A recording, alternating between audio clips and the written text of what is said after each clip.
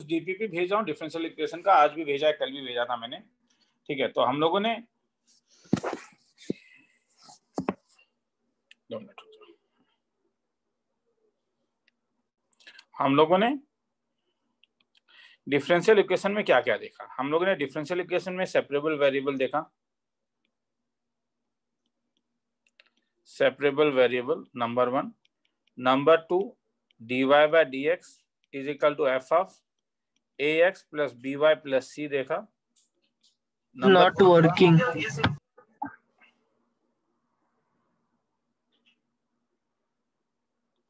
होमो, सुनाई दे रहा है ना? हाँ सर। हाँ, होमोजेनियस इक्वेशन देखा। ये 3 चीज हमने देखा। ठीक है, तो बोर्ड लेवल का लास्ट चीज देखेंगे जिसका नाम है लीनियर डिफरेंशियल इक्वेशन। ये हर समय तुम्हें ऐसा दिखेगा, dy by dx plus p y is equal to q, जहां पे पी एंड क्यू या तो कांस्टेंट होगा और फंक्शन ऑफ एक्स ओनली। हाँ, ऐसे को हम लोग linear differential equation in y कहते हैं।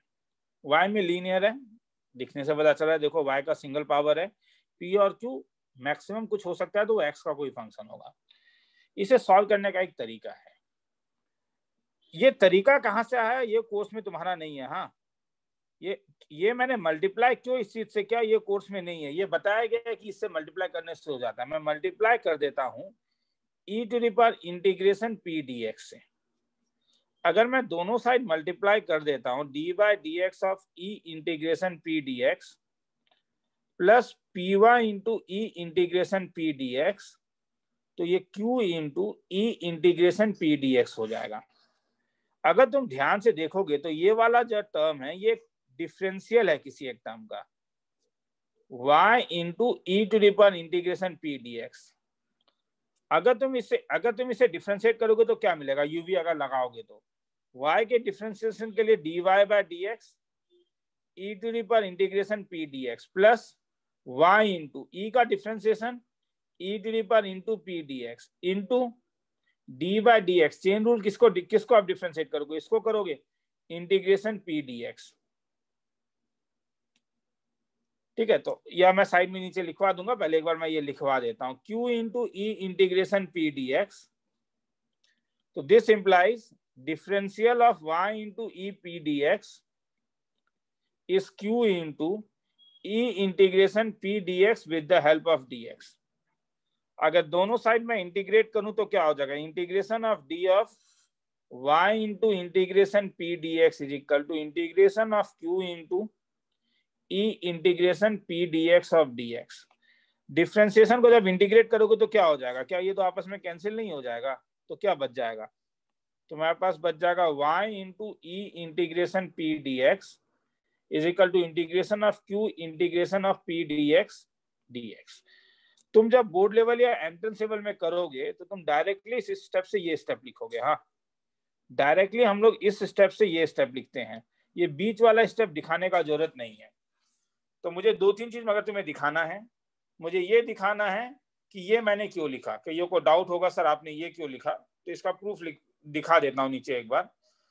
तो अगर मैं इसमें यूवी लगाऊं, अगर मैं इस वाले में यूवी लगाऊं तो ये क्या बनेगा बोलो, यूवी लगाऊं तो सबसे पहले dy बाय dx क्या रहा, e integration p dx plus, अब बोलो y इंटू किसको डिफरेंशिएट करोगे, ई इंटीग्रेशन p dx। इसका डिफरेंशिएशन क्या होगा, dy by dx e integration p dx plus y e to the power x का differentiation e to the power x to e integration p dx into chain rule लगेगा, d by d x of integration p d x क्या होगा, मुझे कोई बोलेगा इसका value क्या होगा, मुझे अच्छा लगेगा सुन के, ई डी एक्स। तो d y by d x e integration p d x, या खाली पी बोलो खाली पी बोल दो क्योंकि नीचे डी एक्स है, तो खाली पी। अब देखो क्या ये वाला टर्म और ये वाला टर्म सेम नहीं है,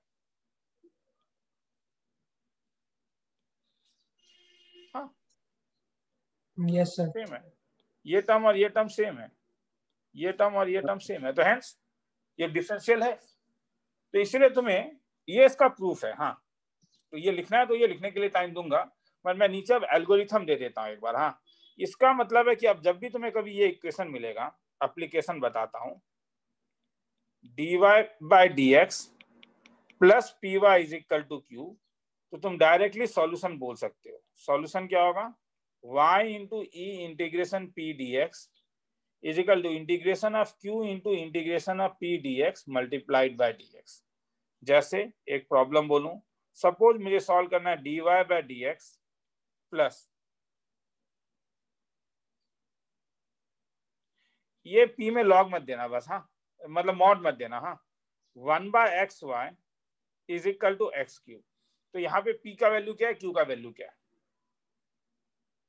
p1/x और q का वैल्यू एक्स क्यूब है। x3 तो इंटीग्रेशन p dx क्या हो जाएगा, मॉड नहीं देना अभी। हाँ, हालांकि जब एंट्रेंस सेल में जाओगे तो जरा इस चीज को ध्यान से देखना रे, ठीक है, कि x लेस देन 0 है तो माइनस एक्स लिखना, ln x, और e इंटीग्रेशन p dx क्या होगा तब, e to power ln x x। तो डायरेक्टली बोलोगे सॉल्यूशन क्या होगा तब,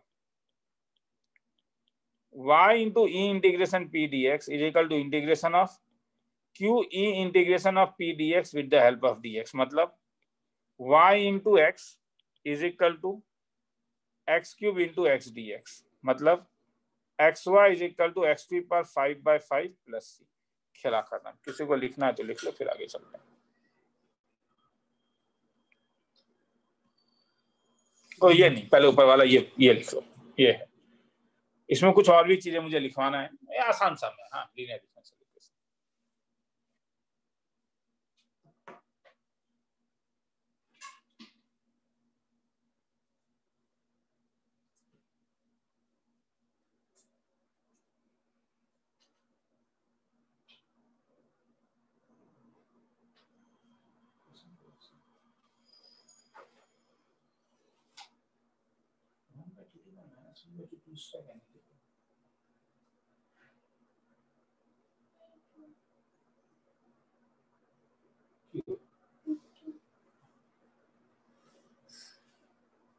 सर लाइन 10 में क्या लिखा हुआ है वो ब्रैकेट के अंदर, LD linear differential equation in y।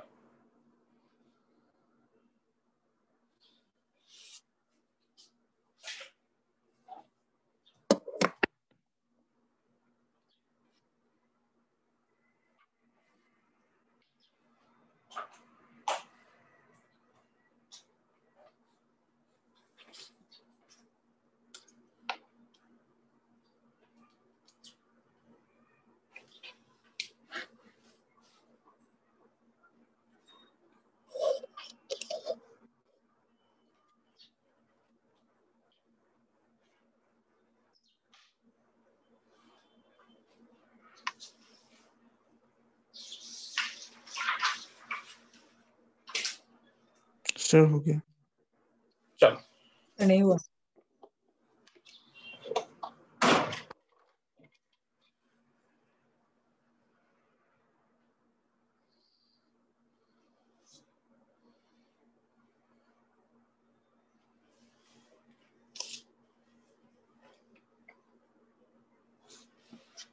हो गया सर। ठीक है, तो ये लिखने का जरूरत नहीं है, ये लिख लो एक बार लिखना है तो।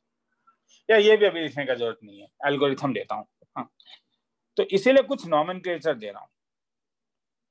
Linear differential equation in y, ये हर समय दिखेगा dy by dx algorithm. Step number 1, right in the form of, हर समय इस फॉर्म में लिखना होगा, dy by dx plus py is equal to q, where p and q are the function of x or constant only. Number 2, identify p and q, identify कर देना। Number 3, find integration of p dx, यहाँ पे ये intermediate integration है, do not add c। हाँ, do not add constant, यहाँ पे plus c add नहीं होता है, ठीक है। नंबर 4, अब मैं जिस चीज से मल्टीप्लाई कर रहा हूं उसका नाम, उसे कहते हैं इंटीग्रेटिंग फैक्टर। उसे क्या कहते हैं? Find integrating factor IF। ये कुछ नहीं है, अभी जो मैंने किया था PDX, इसको एक नाम मैंने दे दिया। इसे इंटीग्रेटिंग फैक्टर इसलिए कहते हैं क्योंकि जब हम इससे मल्टीप्लाई करते हैं तो चीजें रिड्यूस होके इंटीग्रेबल में आ जाता है। नंबर 5, देन डायरेक्टली सॉल्यूशन लिखो। सॉल्यूशन क्या था?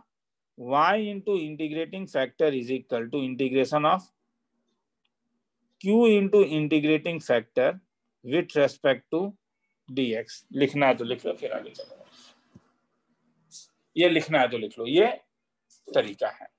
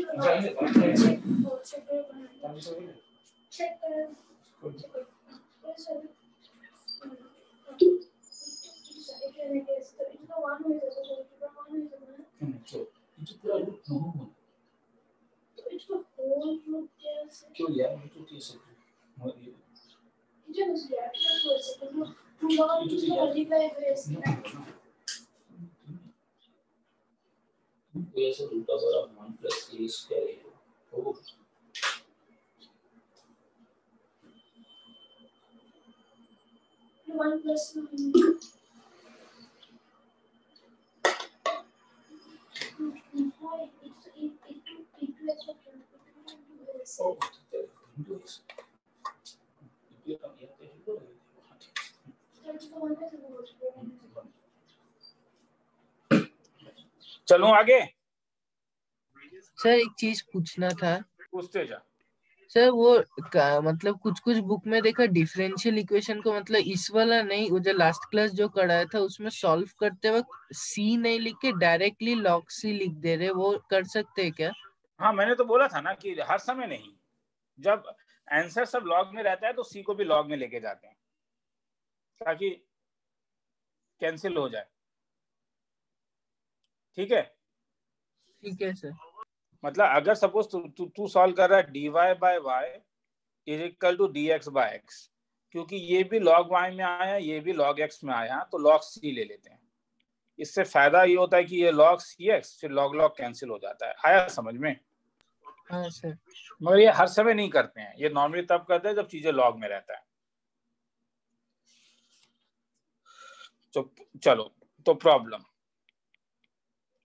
Solve dy by dx plus y into sec x is equal to tan x। तो चलो आइडेंटिफाई करोगे p का वैल्यू और q का value. dy by dx plus py is equal to q से p का वैल्यू sec x, q का value tan x। Integration p dx मतलब इंटीग्रेशन sec x क्या होगा? ln tan x। मॉड मत देना। हाँ, मैं फिर से कह रहा हूँ, मगर एंट्रेंस में ध्यान से देख लेना एक बार। मतलब मॉड तब भी नहीं दिया जाता, या तो minus tan x plus tan x देख लेना। हाँ, ln tan x। तो इंटीग्रेटिंग फैक्टर क्या था? e to the power integration p dx equal to e to the power ln of tan x। ln tan x खत्म हो गया tan x, तो सॉल्यूशन क्या होगा? y into integrating factor is equal to integration of q into integrating factor with respect to dx। मतलब y into tan x is equal to integration of tan square x into dx। तो tan square x को क्या करूं? y into tan x is equal to sec square x minus 1, आगे छोड़ दूं तो y tan x is equal to integration sec square x tan x minus x plus c। खेला खत्म। आगे चल रहा है तो चलो।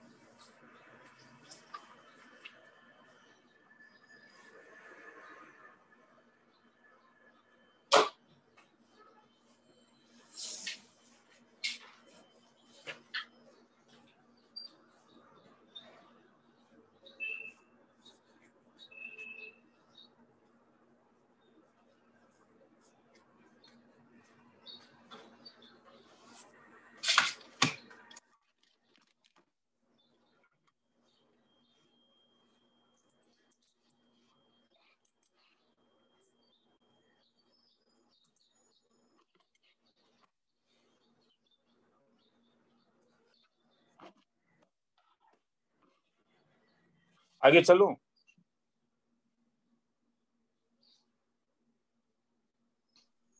हाँ सर। No sir. ठीक है, 45 सेकंड दे रहा हूं, लिखना है तो लिखो।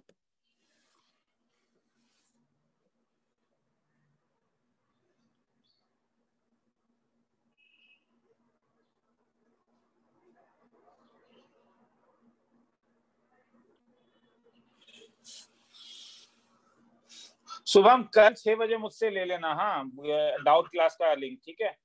ठीक है सर। ठीक है। उस दिन मेरा ऑलरेडी क्लास था, मतलब मैं डाउट में ज्यादा दिन दे रहा नहीं, मेरा एक एक्स्ट्रा क्लास था उस दिन, तो कल ले लेना डाउट। कल तो जल्दी क्लास खत्म हो जाता है, 6:30 6 बजे, उसके बाद मैं फ्री हूँ।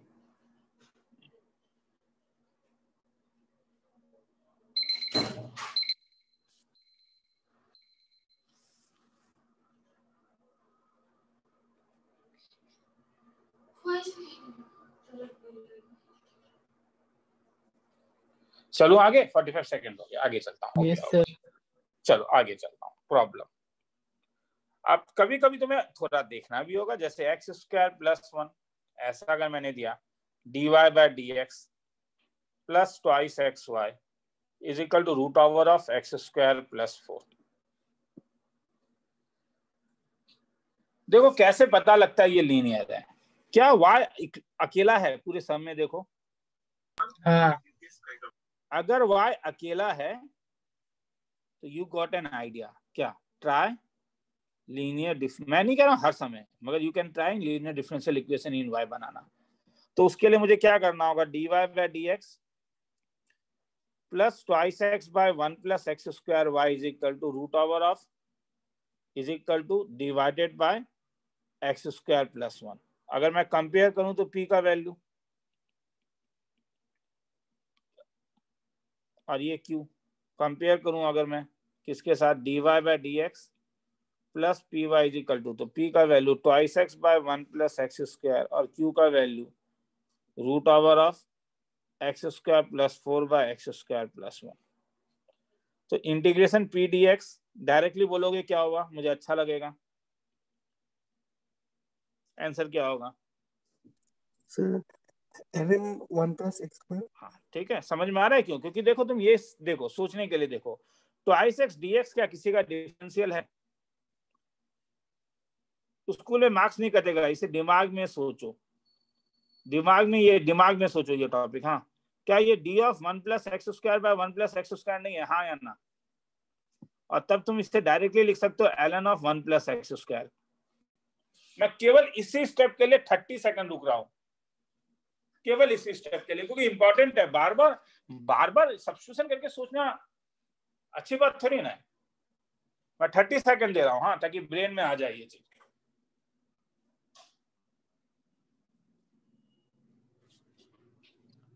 ठीक है, आगे चलूं?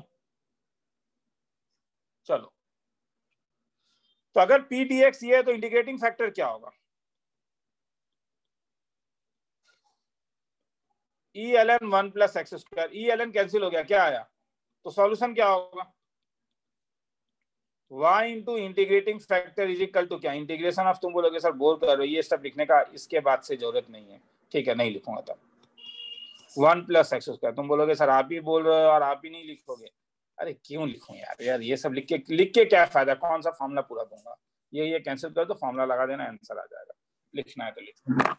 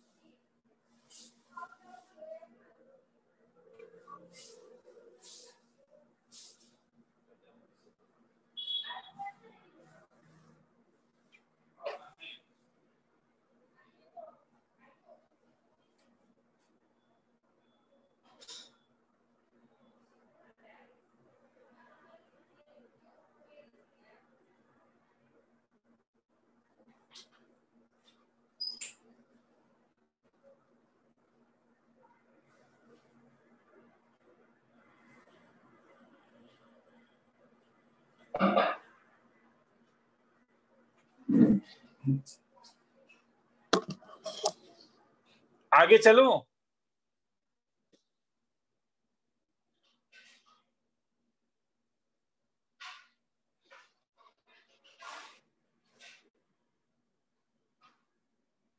लाइन में हूं। हाँ सर। ठीक है, लिख रहे हो? लिख लो। मैं ठीक है, मैं तब 45 सेकंड का टाइमर मैंने लगा दिया। टाइमर लगाना भूल गया। ऑनलाइन क्लास कर करके मेरे गले में दर्द होना शुरू हो गया है। प्रॉब्लम ये हो गया है, नीचे झुक झुक के जो क्लास करता हूँ,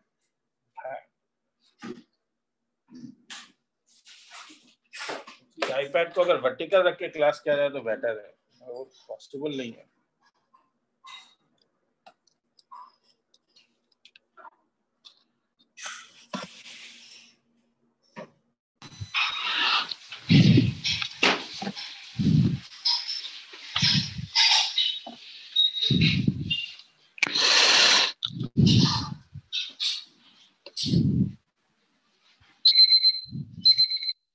चलूं आगे?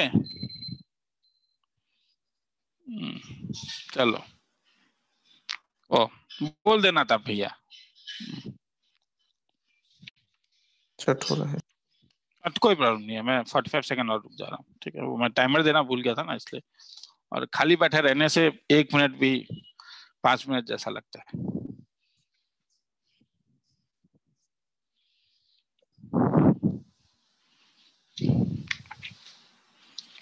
ओके, चलो, आसान टॉपिक है।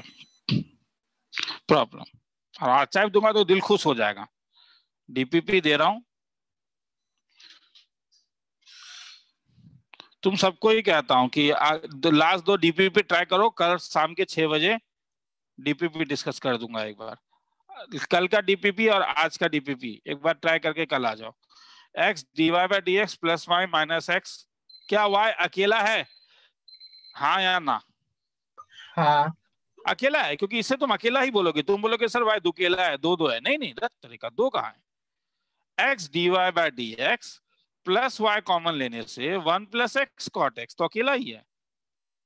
मगर क्या ये अभी जो मैंने लिखा ये लीनियर फॉर्म है? अभी जो लिखा ये लीनियर फॉर्म है? नहीं है। नो। क्यों? ये प्रॉब्लम है। तो इससे अगर मैं डिवाइड कर देता हूं x से,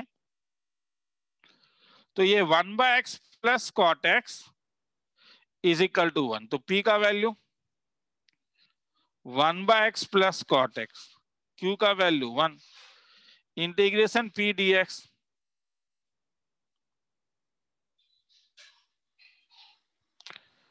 ये था ना, ये वाला मेरे लिए p था, ये p है मेरे लिए, और q में कुछ है नहीं तो q1 है। 1/x का इंटीग्रेशन ln x और integration cot x is ln sin x, मतलब ln x sin x। तो integrating factor e to the power ln x sin x, e और ln कैंसिल हो गया तो x sin x। तो solution क्या होगा? y into integrating factor is equal to integration of q into integrating factor with respect to dx। तो this implies y into x sin x is equal to q का मतलब 1 into integrating factor x sin x dx। Integrate कर दो। तुम भी बोलोगे sir छोड़िए ना, वो तो हम भी जानते हैं, बाईपास कर दीजिएगा, आंसर आ जाएगा। ठीक है, वेरी गुड। तो नहीं करता हूँ, लिखना है तो लिख लो, फिर आगे चलता हूँ।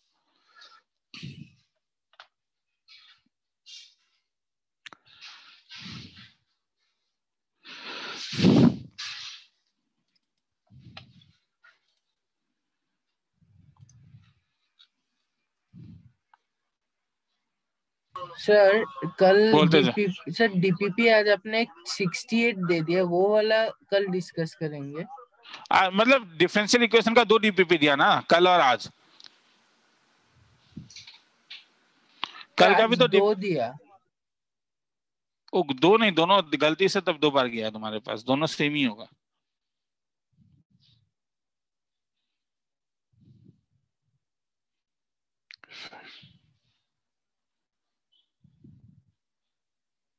नहीं, आज 68 दिया,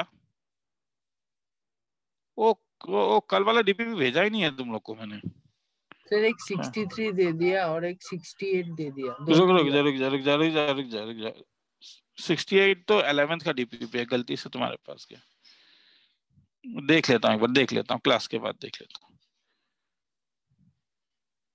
68 तो 11th का डीपीपी है, गलती से गया, स्ट्रेट लाइन का डीपीपी है। 63 करेक्ट डीपीपी है।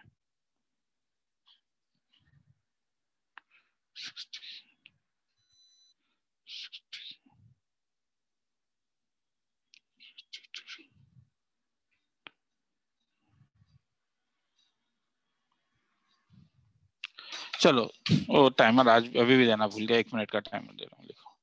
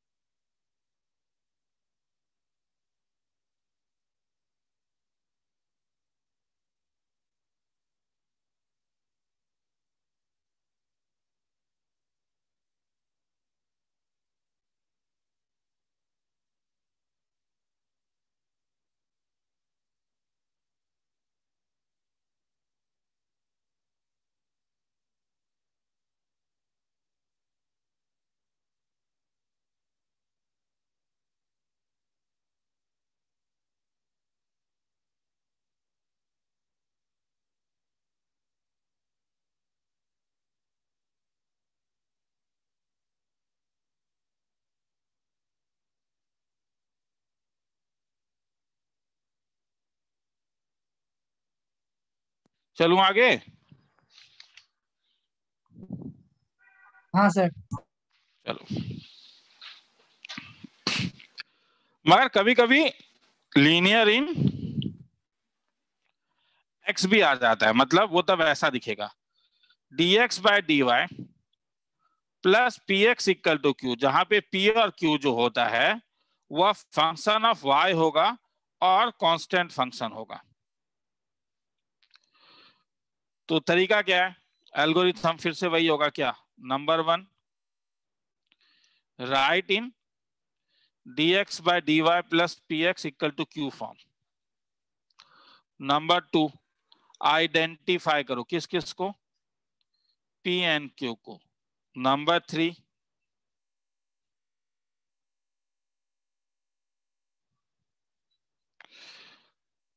इंटीग्रेटिंग फैक्टर निकालो। सबसे पहले फाइंड, अब इंटीग्रेशन पी डी वाई निकालोगे क्योंकि पी किसका फंक्शन है, वाई का, और इंटीग्रेटिंग फैक्टर, और इंटीग्रेटिंग फैक्टर जो होगा वो होगा e integration p d y. तो सॉल्यूशन जो होगा वो होगा x into integrating factor is equal to integration of q into integrating factor with respect to dy। लिखना है तो लिख लो।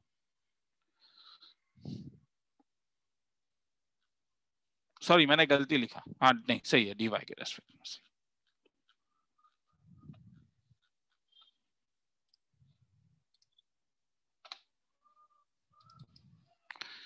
1.5 मिनट का टाइम दे रहा हूं।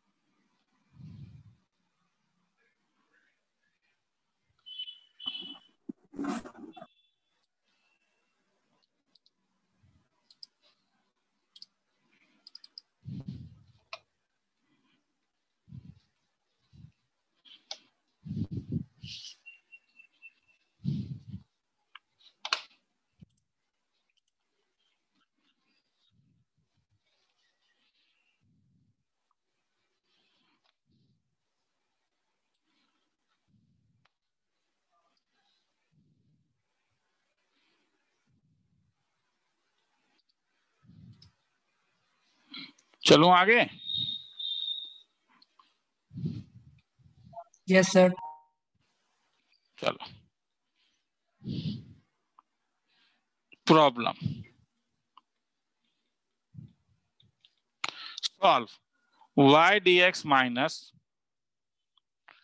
x plus y square d y equal to 0।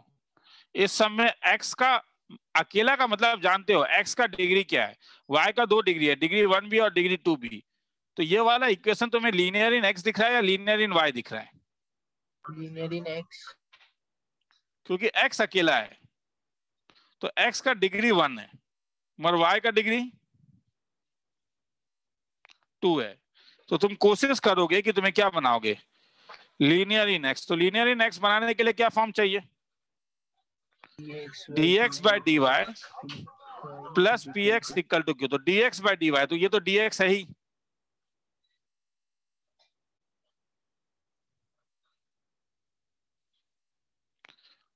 तो ये मेरे पास हो जाएगा y dx by dy minus x minus 2y square equal to 0। अब क्या करूं, क्या ये फॉर्म है y dx by dy minus x equal to 2y square? अभी तो वो फॉर्म आया नहीं, ध्यान से देख। तो अगर मैं y से डिवाइड कर दूं तो क्या बनेगा, dx by dy minus x by y is equal to twice y। अब मुझे dx by dy plus px plus q के साथ कंपेयर करके मुझे बोल p और क्या है और q क्या है, p का वैल्यू बोलोगे तो अच्छा लगेगा, नहीं तो मैं तो लिखूंगा ही माइनस। हाँ, माइनस लेना जरूरी है, बस मैं इसीलिए रुका था और कोई रीजन नहीं है। तो integration p dy minus dy by y मतलब माइनस ln y मतलब ln 1 बाय वाई। ये सब ध्यान से देखो, हाँ माइनस को कैसे मैं ऊपर लेके चला गया। तो integrating factor e to the power ln 1 by y, तो e ln कैंसिल हो गया 1 बाय वाई। तो solution x into integrating factor is equal to q into integrating factor with respect to dy, जो तुम लोग खुद निकाल सकते हो। 2 मिनट का टाइम दे रहा हूं, लिखना है 3 मिनट का ही दे रहा हूं, लिखना है तो लिख लो।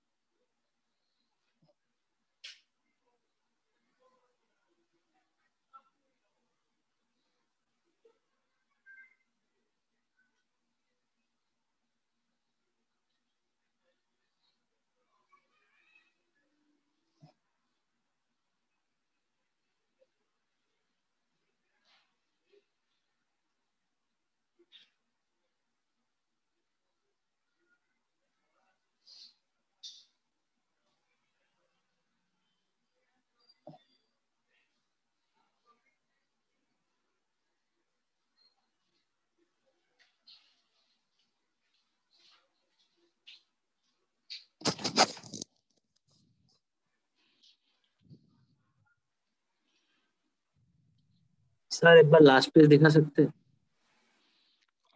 2 मिनट रुक जा, ठीक है एक बार ये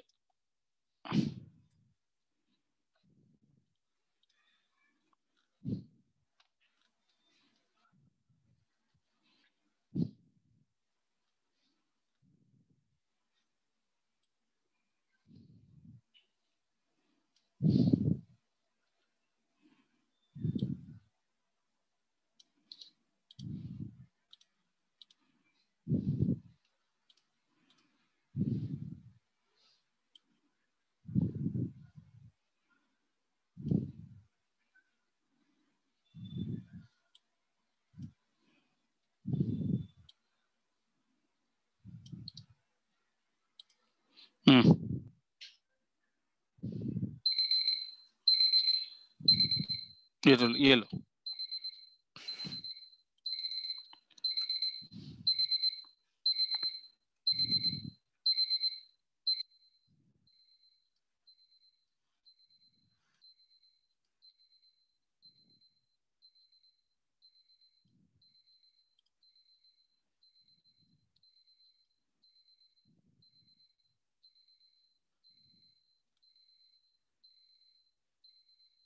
हो गया? Yes sir. 2 मिनट रुके रहो। सर वो ये आईएफ क्या था? हाँ, आईएफ क्या था? Integrating factor. ओके। मतलब जिस चीज से मल्टीप्लाई करने से हमें वो मिलता है।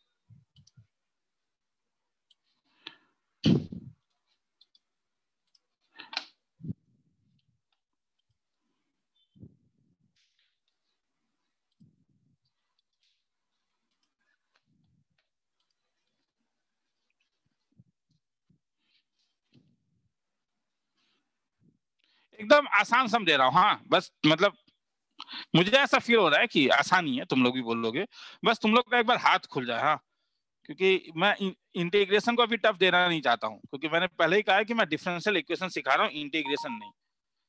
4 सम है, मेरे ख्याल में बड़ा जल्दी जल्दी हो जाएगा तुम लोगों से। ट्राई करो। 4 सम है, आंसर आते जाते हैं मुझे बोलते जाओ, मैं टिक मार्क लगाते हुए जाऊंगा। एज अ होल 4 सम में तो मैं 4 मिनट का एक टाइमर दे देता हूँ, ठीक है? आंसर आते जाएगा, बोलते जाओ। क्वेश्चन अभी लिखे? क्वेश्चन लिखने का जरूरत नहीं है, जस्ट आंसर बोलते जाओ।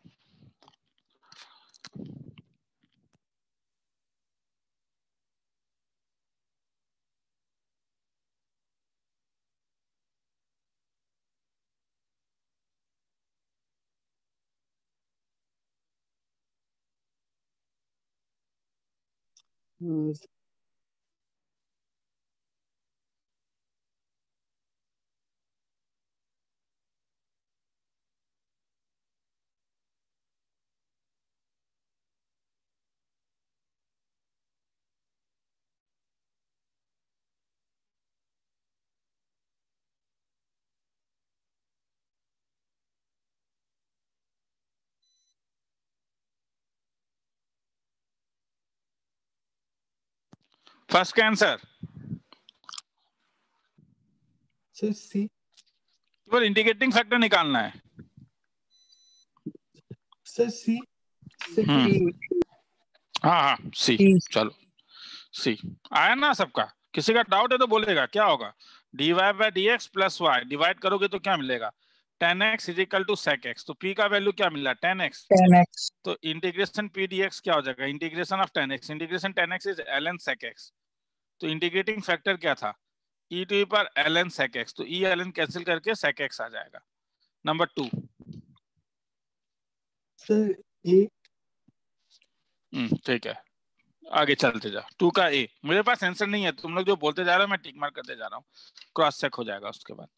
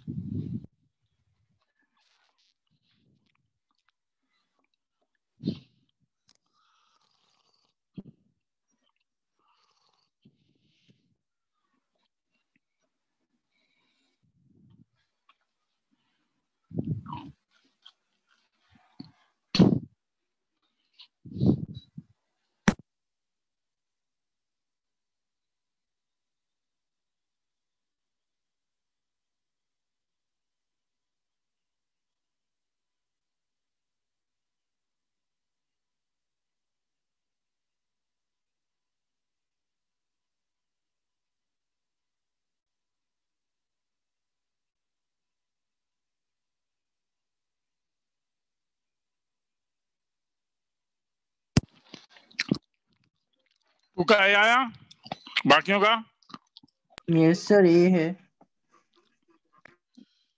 थ्री का किसमें लीनियर बनाओगे? एक्स में। तो बनाओ, थोड़ा खींच खाच के इधर उधर लेके जाके। पी का वैल्यू 1/x क्या आया? कोई बोलेगा 3 का?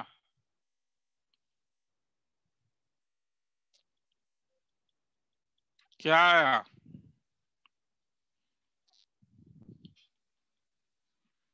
कोई सब चुप है, कोई एक बोलो। Sir B. Sir B. क्या? Sir B B. बाकी लोग चेक करके बताएं। ये नंबर 2 था। हाँ, नंबर 3 में जिनको डाउट होता है उनके लिए नंबर 3 कर रहा हूं। क्या ये पकड़ पा रहे हो कि ये लीनियर किसमें होगा? एक्स अकेला है तो क्या कहूं? तो उसके लिए एक काम करता हूं, dx/dy को यहां लेके चले जाता हूं, तो ये क्या बन जाएगा? dy/dx। ये समझ में आया? किसी को डाउट है तो बोलेगा रे। ये लिख के क्या फायदा हुआ कि थोड़ा सजा के लिख दो। क्या? -y dx/dy plus x is equal to -2y/y³ y से डिवाइड कर दो। dx/dy -x/y is equal to 2y²। तो p का वैल्यू -1/y, q का वैल्यू 2y²। तो आगे आ जाएगा मेरे ख्यालों में नंबर 3। नंबर 4,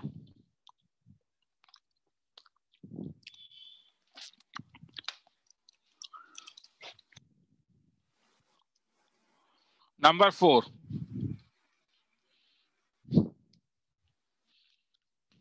कोई बोलेगा? क्या फॉर्म है नंबर 4? Sir B. बी। कैसे सॉल्व किया? क्या फॉर्म? नंबर 4 क्या फॉर्म है? चुप हो गए? ये लीनियर नहीं है, ये सेपरेबल वेरिएबल है। ध्यान से देखो, y y के साथ और x x के साथ जा रहा है और डायरेक्ट इंटीग्रेट करने से आंसर आ जाएगा। कुछ है ही नहीं।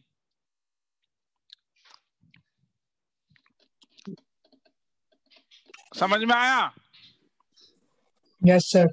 y² dy is equal to क्या? dx। तुम भी बोलोगे सर बेवकूफ बनाते हो, मैं कुछ अलग सोच रहा था, इसीलिए तो कह रहा हूं कि सम को पकड़ना होगा। वही तो कह रहा हूं। क्या? सर हाँ, नंबर 3 में वो कैसे होगा उसके बाद? वो मतलब तो कि इसके बाद इंटीग्रेशन पी डी वाई क्या होगा? माइनस ln y, तो ln 1/y। तो integrating factor e to power ln 1/y। तो solution x into 1/y x into 1/y is equal to integration of 2y² into 1/y 1/y dy। तो x/y is equal to 2 integration y dy, मतलब x/y is equal to twice y plus c। अब answer देखना है c किसके साथ है। y³ minus x is equal to, तो अगर क्रॉस मल्टीप्लाई करोगे तो ये y² हो जाएगा। हाँ, तो x is equal to y³ plus cy। तो x is equal to y³ plus cy। तो ठीक है, वो इस साइड लेके आ गया। अंतर क्या है? अंतर क्या है? मैं अगर y³ माइनस सी लूं तो ये माइनस cy हो जाएगा। पर कांस्टेंट तो कांस्टेंट ही होता है। माइनस सी को क्या लिख सकता हूँ? ky नहीं लिख सकता हूँ। आया समझ में? ठीक है, चलो आगे चलूं अब मैं। तो मैं मानता हूं कि ये सॉल्विज तुम सीख गए हो। हाँ, अब आगे चल रहा हूं। आगे जिस टॉपिक में जा रहा हूं उसमें लिखते हैं ज्योमेट्रिकल या word problems. Word problems in differential equation.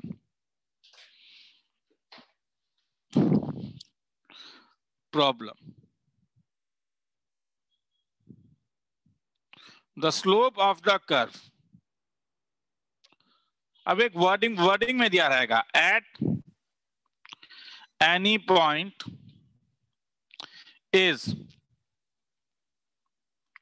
reciprocal of twice the ordinate of that point.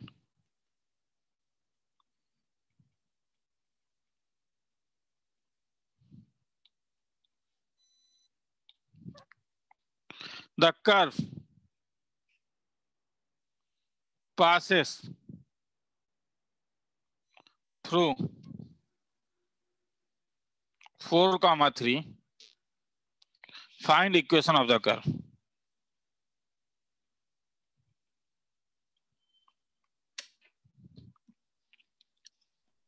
Sir twice the के बाद क्या है?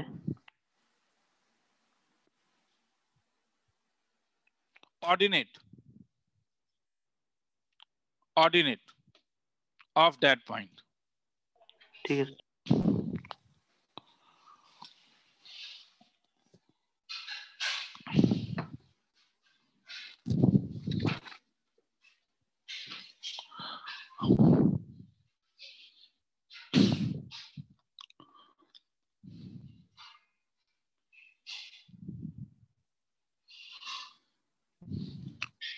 आगे चलूं.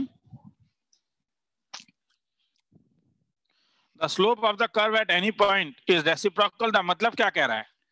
मतलब ये कह रहा है कि तुम अगर एक कर्व ड्रॉ करोगे पी एक्स वाई में,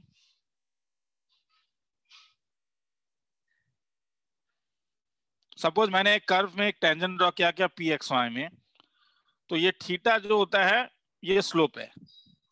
तो मैं जानता हूं कि टेन थीटा का वैल्यू था dy बाय डी एक्स. क्योंकि मैंने इसे वेरिएबल एक्स वाई ले लिया है, इसलिए कोऑर्डिनेट एक्सिस को मैं कैपिटल एक्स और कैपिटल वाई ले रहा हूं. तो टेन थीटा का dy बाय डी एक्स होगा. तो इंफॉर्मेशन क्या है बोलो, कोई कहेगा? Slope of the curve at any point, मतलब पी आर्बिट्ररी पॉइंट है, is reciprocal of the twice the ordinate. मतलब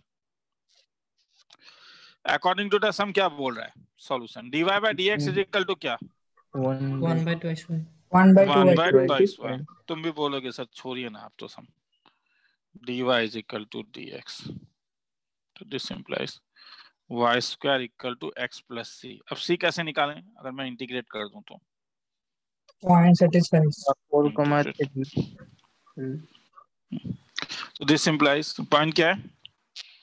और तुम बोलोगे सर छोड़िए ना, वो तो हम भी कर लेंगे, लिखना है तो लिख लो.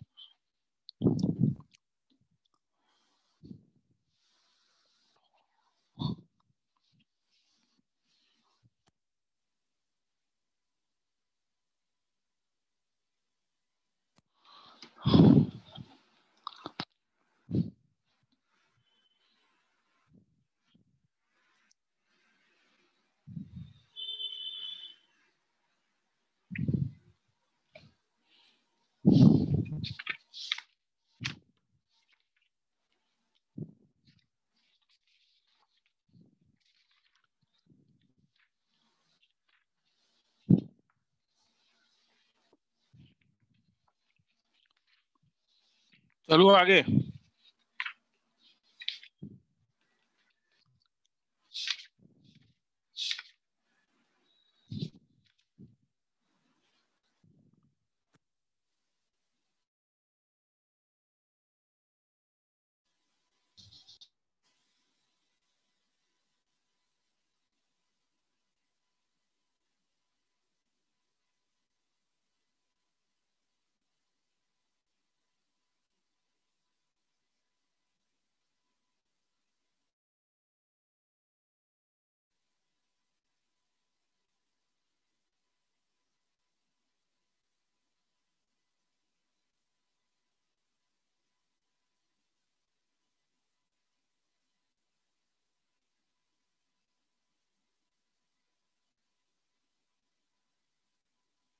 सर आवाज नहीं आ रहा.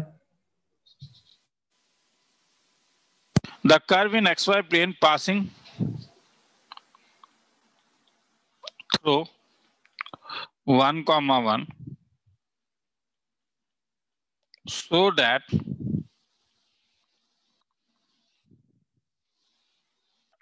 the segment of any tangent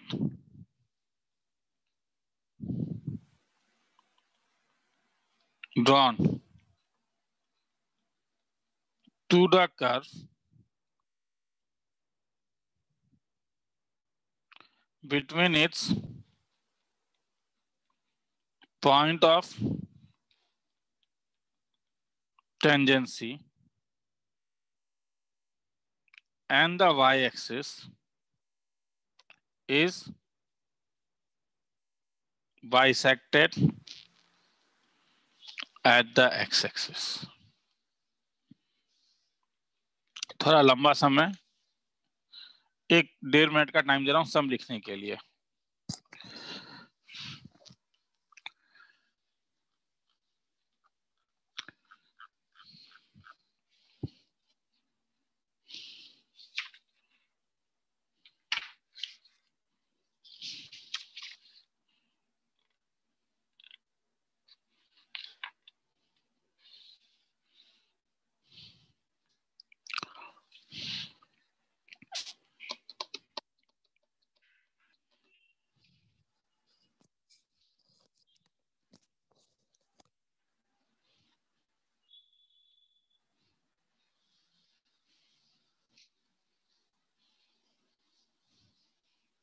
शुरू करूं?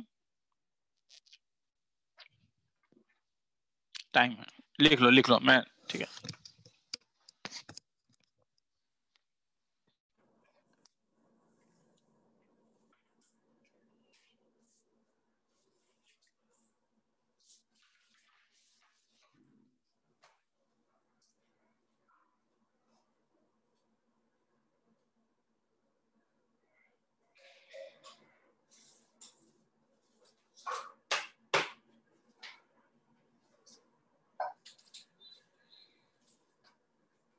आगे चलूं? हाँ सर। Yes sir. ध्यान से देखोगे। हाँ, एनसीईआरटी में नहीं है मगर, मतलब सीबीएसई में नहीं, सॉरी एनसीईआरटी में नहीं है मगर एग्जाम्पलर में ऐसे सम्स हैं। हाँ, a curve in xy plane passing through 1,1, ये तो इनिशियल वैल्यू कंडीशन है, इसे बाद में यूज करेंगे। So that the segment of any tangent drawn to the curve, मतलब किसी भी पॉइंट में अगर तुम टेंजेंट ड्रॉ करोगे, किसी भी पॉइंट में अगर तुम टेंजेंट ड्रॉ करोगे,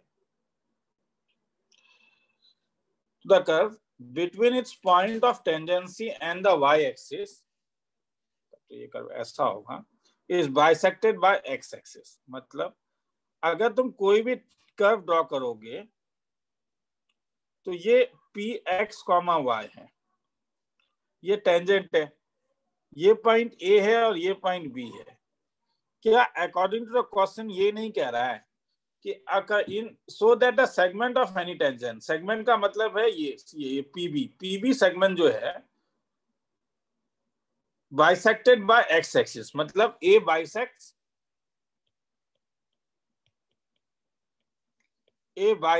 पीबी। तो क्या लगाऊंगा? सेक्शन फॉर्मूला लगाना होगा। अब क्योंकि ये ऑलरेडी स्मॉल xy मैंने p में ले लिया है, तो मेरे पास अब ऑप्शन नहीं है यहाँ पे एक x लिखने का, इसलिए मैं इसे कैपिटल X कैपिटल Y ले रहा हूं। अब मैं एक छोटा सा चीज बोल रहा हूं जिसको मैं मिटा दूंगा बाद में, ठीक है, कि अगर एक टेंजेंट में ड्रॉ करता हूं ये x और ये y में, और टेंजेंट अगर हम लोग ड्रॉ करते थे अल्फा कॉमा बीटा में, तब इक्वेशन ऑफ टेंजेंट कैसा दिखता था? अगर इसका स्लोप m है तो equation of tangent y minus beta y minus beta is equal to m dy x minus alpha at alpha comma beta, जो स्लोप था। कितना अजीब दिखा नहीं क्या? इसलिए हम ये यूज नहीं करेंगे। मैं यहां से मोटिवेट होके बोलोगे तब ये टेंजेंट का इक्वेशन कैसा दिखेगा, क्योंकि अब तुम इसका स्लोप बहुत अच्छे तरीके से लिख सकते हो। इसका स्लोप तुम डायरेक्टली अब dy by dx लिख सकते हो, हालांकि यहाँ पे तुम्हें dy by dx at alpha comma beta लिखना पड़ता, और कोई रीजन नहीं है कैपिटल X कैपिटल Y लेने का, केवल यही एक रीजन है। तुम बोलोगे सर आप ये काम कर देते तब, हाँ ये काम मैं कर सकता था कि वैल्यू डाल के, मगर तुम बोलो लास्ट क्लास और आज के क्लास में हम लोग डिफरेंशियल इक्वेशन x और y के टर्म में कर रहे हैं, तो आंसर हमारा दिमाग ज्यादा काम करता है जब चीजें x और y के टर्म में रहता है, तो मैं उसे क्यों कॉम्प्रोमाइज करूं? तो अगर इसका स्लोप dy by dx है, पॉइंट अगर pxy है और वेरिएबल पॉइंट मेरे लिए कैपिटल X कैपिटल Y है, तो equation of tangent at p क्या होगा? Equation of tangent at p capital Y minus small y is equal to dy by dx। क्या किसी को भी डाउट है तो पूछ सकते हो। ये लेने का केवल एक ही रीजन है कि मुझे ये वाला लिखने का मन नहीं था और मैं इसे मिटा भी दे रहा हूं, ठीक है, कि अननेसेसरी कंफ्यूजन हो जाता है, ठीक है। तो अगर ऐसा होगा तो कैपिटल ए कैसे निकालोगे? कैपिटल ए एक्स एक्सिस का पॉइंट है, तो ये कैपिटल एक्स कॉमा 0 होगा और ये 0 कॉमा वाई होगा। तो इसका एक्स इंटरसेप्ट निकालने के लिए क्या करोगे? y को 0 कर देंगे। तो get x intercept capital Y को 0 कर दो, y 0। तो कैपिटल एक्स का वैल्यू आ जाएगा y minus x into d y by d x. To get y intercept क्या करोगे? x 0। कैपिटल एक्स को 0 x को कर दो, 0। तो कैपिटल वाई, कैपिटल किसका वैल्यू चाहिए था? y का ना। टू गेट एक्स इंटरसेप्ट, मैंने गलती लिखा, सॉरी, कैपिटल वाई तुमने जब 0 दिया तो ये तो क्रॉस मल्टीप्लाई करेगा, तो कैपिटल एक्स हो जाएगा x minus y into d x by d y, sorry, और ये होगा y minus x into d y by d x. अब अकॉर्डिंग टू द सम तुम जानते ही हो क्या, कि कोई भी एक पॉइंट लेने से हो जाएगा। जैसे तुम एफसीसा ही ले लो, अगर तुम एफसीसा लेते हो, तुम जानते हो कि ए जो है वो मिड पॉइंट ऑफ पीबी है, मतलब capital X is equal to 0 plus y by 2। तो कैपिटल एक्स के बदले क्या डाल सकते हो? x minus y into d x by d y is equal to y by 2। अब बोलो कैसे सॉल्व करूं? क्या है? 0 plus x 0 by plus 2 x by 2 होगा ना? हाँ, और x 0 के प्लस साथ, x बाई 2। और तब तो क्यों पूछूं, तब तो तुम बोलोगे सर पूछ के क्यों आप अपना इज्जत बर्बाद करते हो, ये तो हम भी जानते हैं। माइनस एक्स कर लीजिए, minus y into d x by d y is equal to minus x by 2। तो हम d x by x is equal to 1 by y d y by y, दोनों साइड इंटीग्रेट कर दो। क्या लिखोगे? ln x is equal to 2 into, अगर ln y तो साथ में क्या आएगा? ln c। तो इसका मतलब ln x is equal to ln y square c, cancel कर दो, आंसर आ जाएगा। वो आगे वाला तुम जानते ही हो। किसी को भी मेरा कहना ये इंपॉर्टेंट पार्ट है, मैं और एक सम करवाऊंगा, घबराओ मत, क्योंकि थोड़ा टिपिकल सम था ये। मैं थोड़ा बड़ा कर देता हूँ, मुझे बोलते जाओगे, मैं ऊपर लेते हुए जाऊंगा। लिखना है तो लिख लो, थोड़ा टिपिकल सम है। तुम लोगों में कोई आईपीएल फॉलो कर रहा है? आज कौन जीतेगा, दिल्ली या मुंबई? दिल्ली। दिल्ली, मुंबई। मुंबई, मुंबई। ठीक है, चलो देखें दिल्ली या मुंबई। मैं तो आज दिल्ली के साथ। मुंबई कितने बार जीते? सब कुछ रिलायंस को ही देते रहेंगे, दूसरे को भी देते हैं।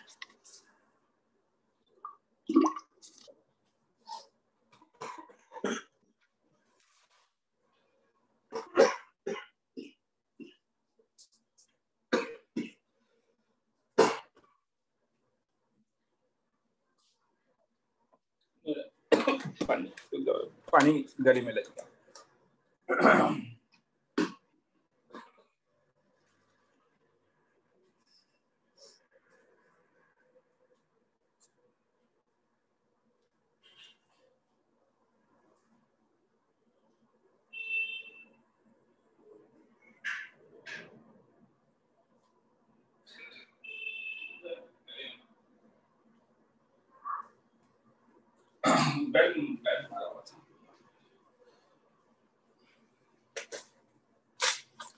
चलो ऊपर चलूं थोड़ा।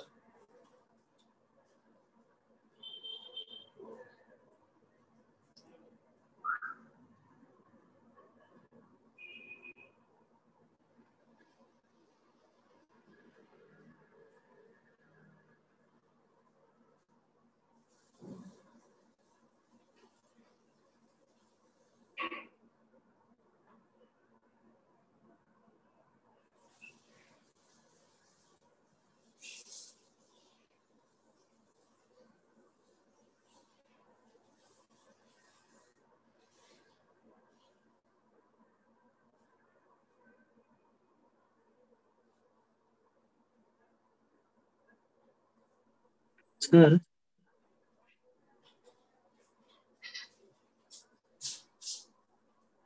सर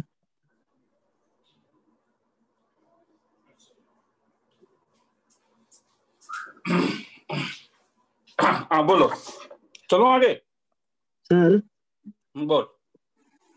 सर ln x के साथ 2 नहीं होना चाहिए सर, क्या मतलब वो लास्ट twice लाइन में ट्वाइस ln x होना नहीं चाहिए था क्या?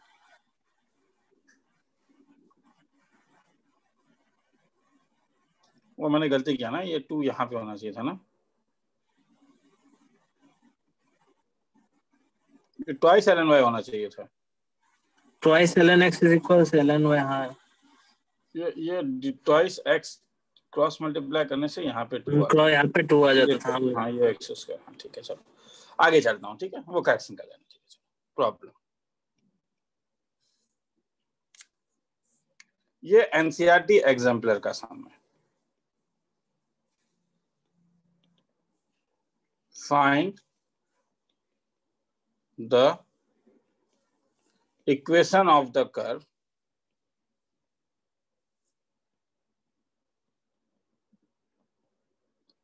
passing through 1,1 if the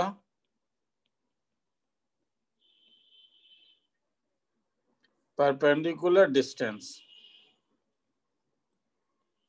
of the normal at px comma y to the curve from the origin is equal to the distance of p from x axis। सब लिख लोगे एक बार, 1.5 मिनट का टाइम देता हूं।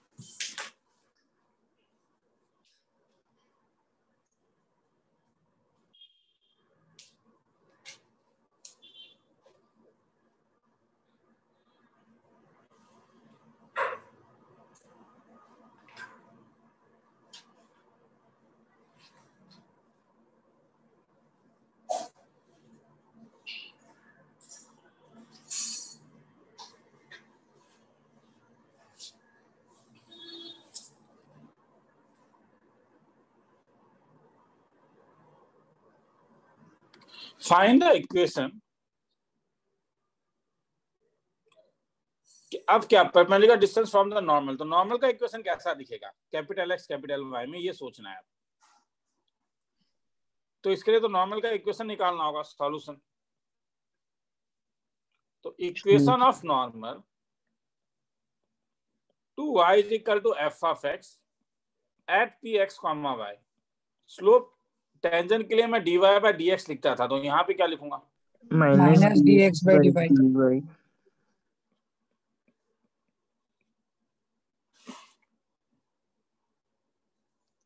तो अगर मैं थोड़ा सजा के लिख दूं,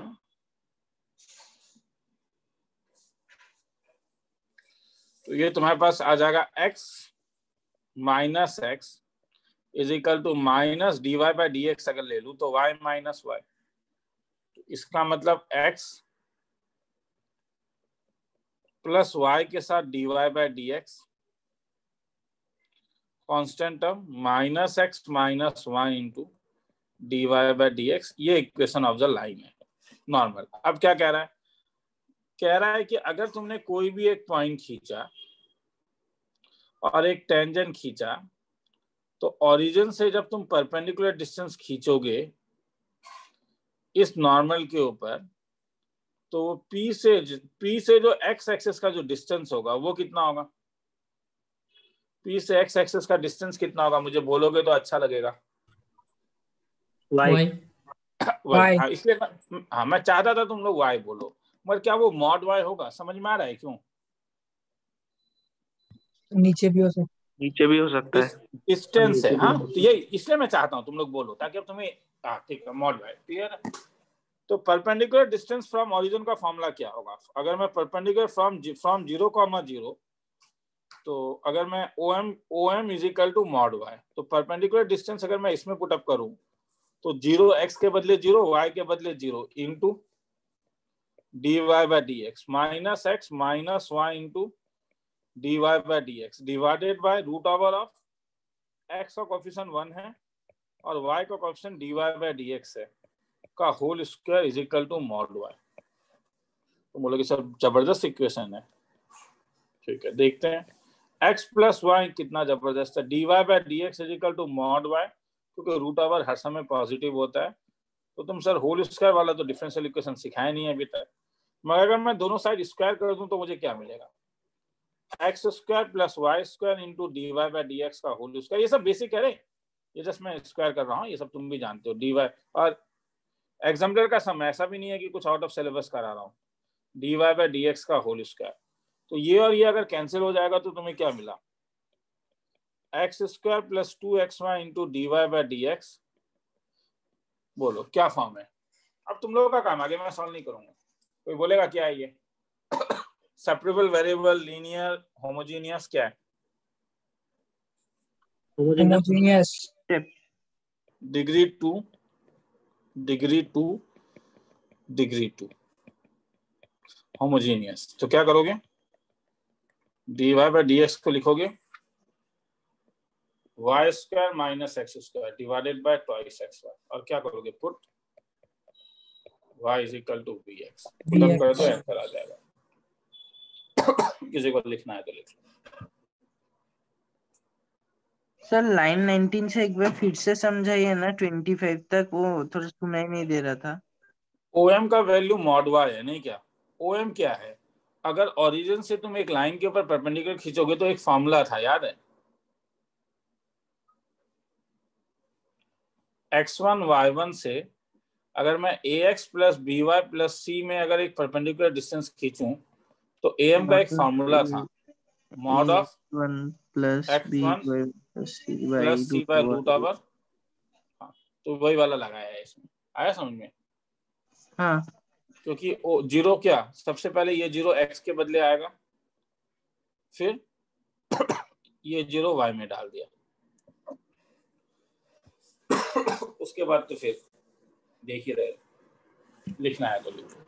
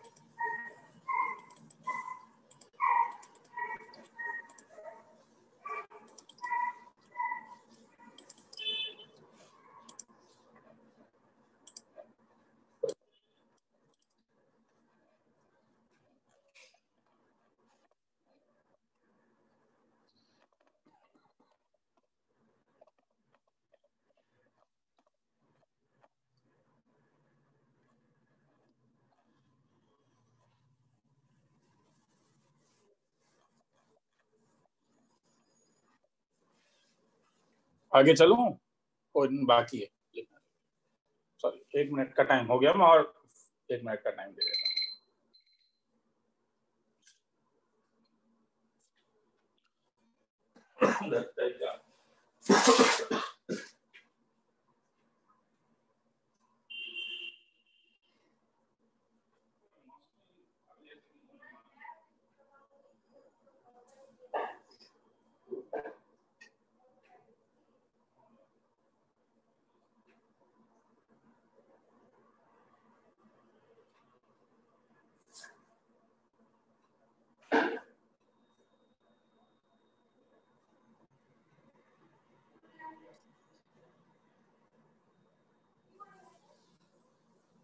सर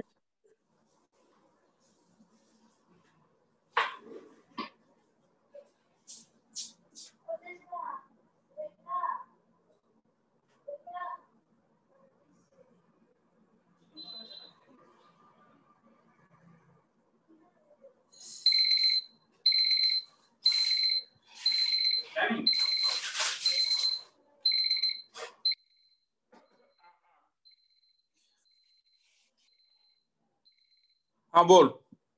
सर वो आगे चलो। कैपिटल एक्स और कैपिटल एक्स कैपिटल वाई एक बार फिर से बोल दीजिए ना। देखो प्रॉब्लम क्या है, मैं पहले एकदम अच्छे से समझा रहा हूँ ये। हाँ, अगर मैं ये इक्वेशन ऐसा लेता,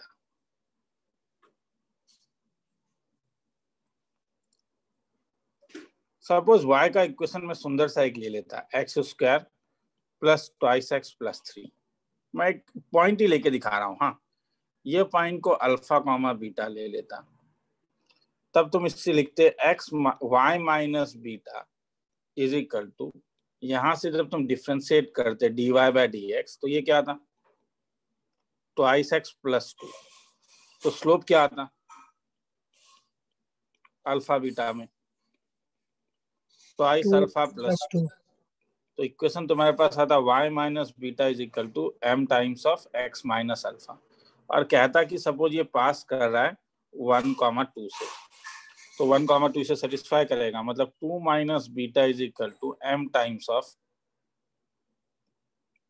सॉरी dy बाय dx लेने से तो फिर काम नहीं बनेगा यहाँ पे, सॉरी नहीं बनेगा, क्योंकि तब तो तुम वैल्यू डाल दोगे तो डिफरेंशियल इक्वेशन कहाँ से आएगा, सॉरी नहीं, तब तो मैं इसी में देखना होगा कि अगर मैं इसको एक्स वाई ले लेता हूँ, तब मैं जब पॉइंट में डिफरेंशियल इक्वेशन लूंगा तो उसे अल्फा कॉमा बीटा लूंगा, तब मैं इसको y माइनस बीटा इक्वेशन लिखूंगा dy by dx at alpha comma beta capital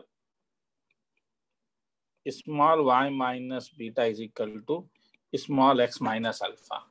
अब क्वेश्चन कहता है कि ये पास कर रहा है 1,2 से, तो ठीक है, तो ट्वाइस माइनस बीटा। तो बोलो ये डिफरेंशियल इक्वेशन सॉल्व करने में थोड़ा प्रॉब्लम नहीं होता क्या?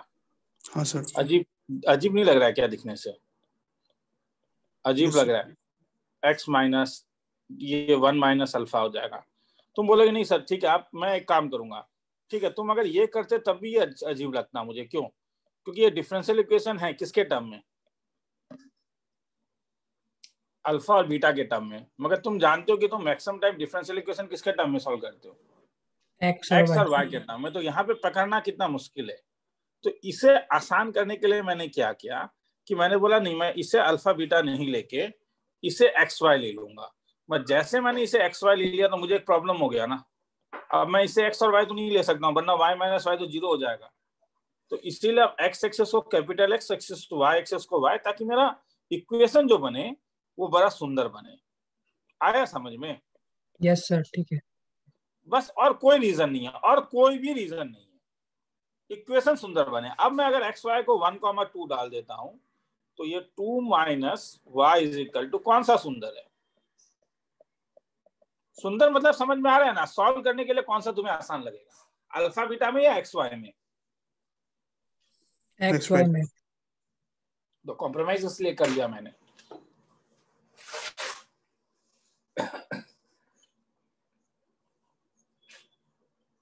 इसलिए मैंने कॉम्प्रोमाइज कर लिया कि ठीक है कैपिटल एक्स कैपिटल वाई ले लेता हूं। आया समझ में? आगे चल रहा हूं। अब सेम चीज कभी कभी मेंसुरेशन प्रॉब्लम में भी आता है। मेंसुरेशन में कैसे बताता हूं।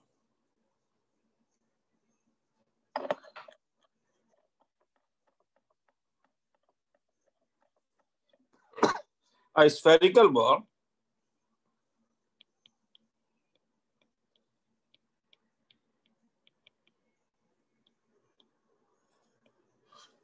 of initial radius expands on heating at the rate proportional to its surface area.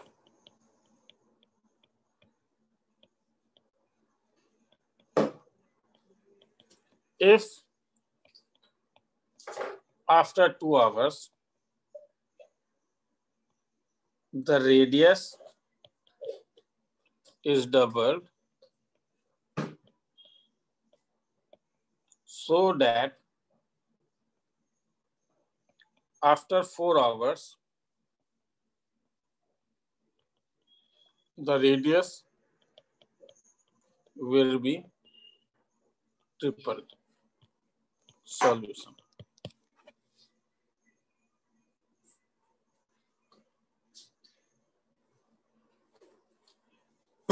एक मिनट का टाइम दे रहा हूं, समझिए।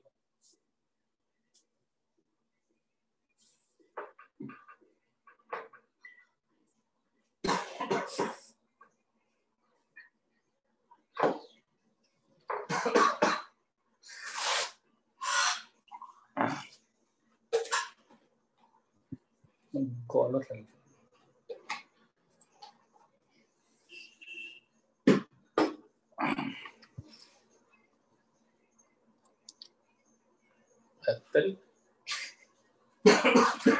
स्टूडेंट लोग बोलेंगे कि सर को कोरोना हो गया।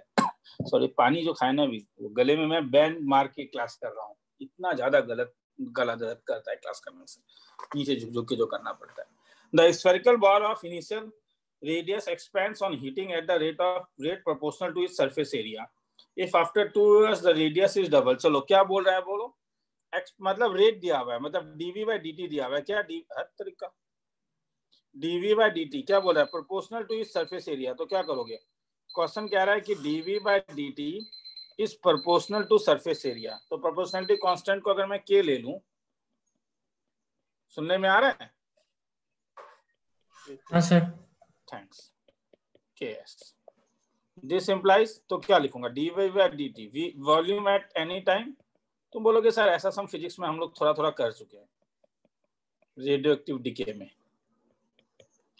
4 3 12 pi r square into dr by dt is equal to 4 pi के r square. Pi pi cancel कर, तो r स्क्वायर भी कैंसिल कर, तो सब कुछ कैंसिल हो गया। मतलब 3 into d r is equal to k times of d t. दोनों साइड इंटीग्रेट कर दे, तो क्या हो गया, thrice r is equal to k t plus c, make it number 1। अब बोलो क्या करोगे, कुछ इंफॉर्मेशन है, सम लिखा था क्या? After 2 years the radius is क्या, डबल। वो आवर है, ईयर है। After 2 hours the radius is doubled, मतलब टी का वैल्यू कोई बोलेगा, अगर 2 तो आर का वैल्यू, तो मगर ये आर नॉट पहले तो ये लेना होगा ना, इनिशियल वैल्यू लेना होगा या नहीं? अरे सबसे पहले तो किसका डबल है पहले वो देखना होगा। मतलब मेरा कहना है अगर टी 0 है तो आर को मैं कैपिटल आर नॉट ले लेता हूं, तो इससे क्या फायदा होगा, 3 r not is equal to c, तो इससे सी का वैल्यू आ गया। और कह रहा है टी का वैल्यू जब 2 होगा तब आर का वैल्यू 2 आर नॉट है, तो ये भी अगर मैं इसमें डाल दूं तो कैसा दिखेगा, 3 into twice R not is equal to K into 2 plus C. C का वैल्यू थ्राइस आर नॉट है, तो 6 R not is equal to twice K plus thrice R not, मतलब K is equal to thrice R not divided by 2। तो अब सबका value आ गया, तो 1 implies क्या, thrice r equal to 3 r naught होगा। कौन सा बोलूं सर, 3 इंटू आर नॉट हो। लाइन नंबर बोल सर 21 में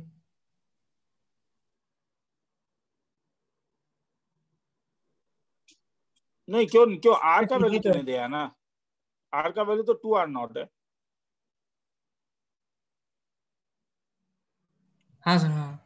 ठीक है, आर का वैल्यू डाल रहे हो ना, ठीक है मैं हटा ही देता हूँ, मैं बार बार तब एक ही चीज लिखता हूँ तब।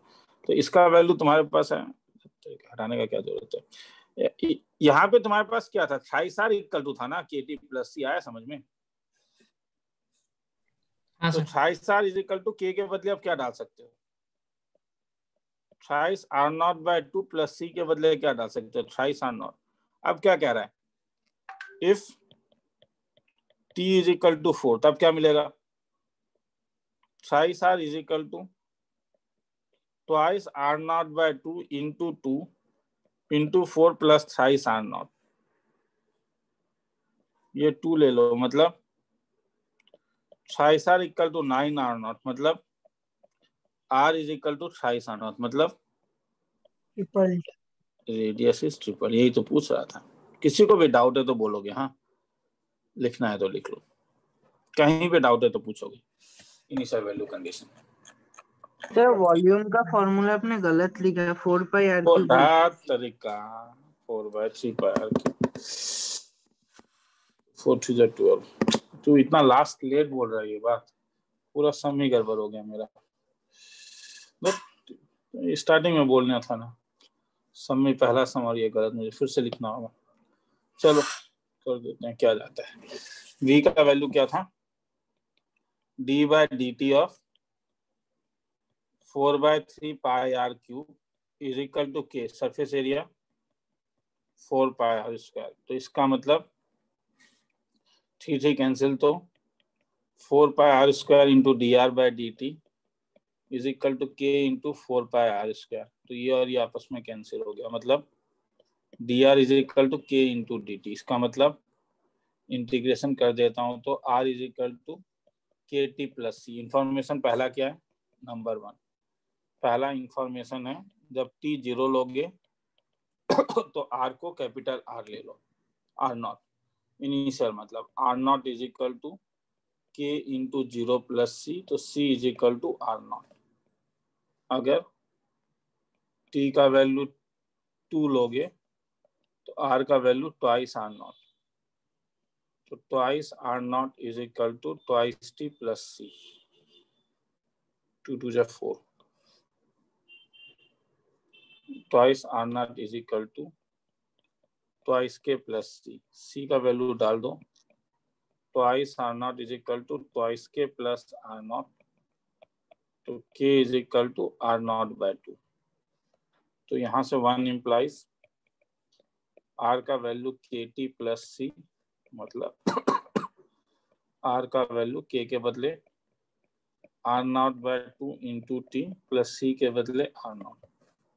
अगर T का वैल्यू 4 ओवर है तो R का value R0/2 into 4 plus R0 is equal to 3R0, मतलब रेडियस इज ट्रिपल। चलो किसी को लिखना है तो लिख लो, फिर आगे और एक सम करवाता हूँ। मेरे ख्याल में दिख रहा होगा, या लंबाई कर देता हूँ, मुझे बोलोगे तो मैं ऊपर लेके चले जाऊंगा।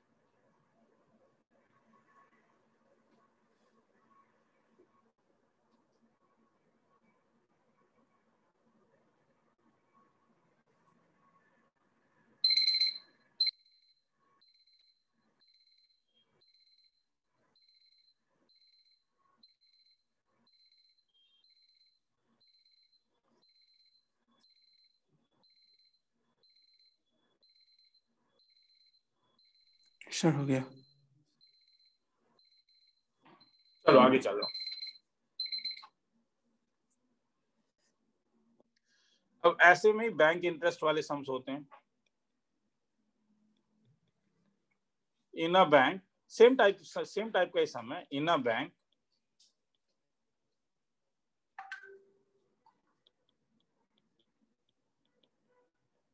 principal increases at the rate of 5% per year. ये continuous increase है, हाँ, dp by dt.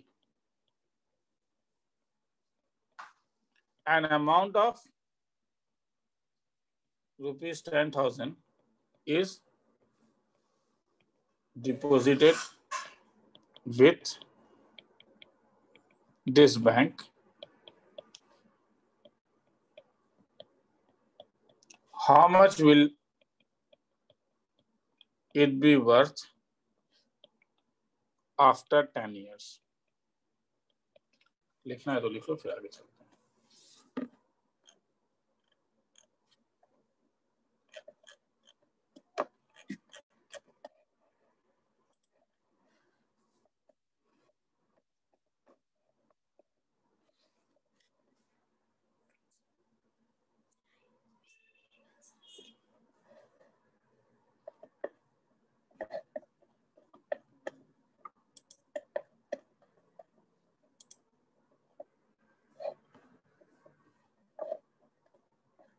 चलो,